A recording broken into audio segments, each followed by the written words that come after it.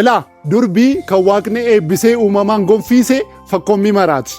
Durbii yeroo mukii gammachiiftuu, yeroo xaarii onnachiiftuu, yeroo yaraa abdachiiftuu, yeroo baraa bareechiftuu. Durbii miiressituu miira keetii, urgeessituu jiruu keetii, qopheessituu borii keetii, si'eessituu har'a keeti. Durbii galaan qooddu galaa taati. Ba'aan laattu ba'aa baatti. Durbii dhiiga birqii dhiiga cobdi. Dhiigaan sooraa dhala horti. Dhala deesseef ofii joorti. Of hagabaa tokko soorti. Durbii icciitii uumaadha. Rabbitu amana. Dhangala'aa kuustee seelota ishee buustee ji'oota lakkaa'aa miira ishee akkaa'aa amaanaadhaan deessi. Amanamtee teessi. Kanaaf durba qananiisaa durbii addunyaadha. Addunyaa fufsiisti.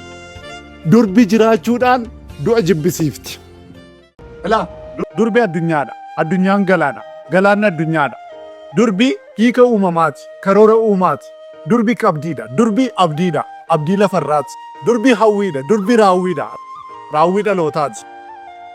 Durbi darbeedha. Durbi ammeedha. Durbi harmeedha. Harmee obbolaati.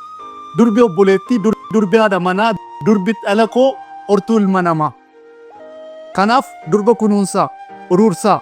Maaf durba qananii haqan ganan. Durbi miidhamnaan addunyaan qaban. Addunyaa uumuudhaaf addunyaan dhaban. Jechaan ibsi jedhu. Jecha miira coor. Miirri jechan qabu eessaan sitti hora. Harmeen anaaf miira.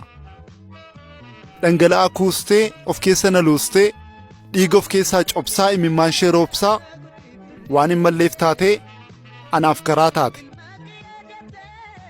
Kanaaf harmee jecha hin qabne jecha maaliin ibsu fayyaa kadhachaa fi mogolee ishee cimsu.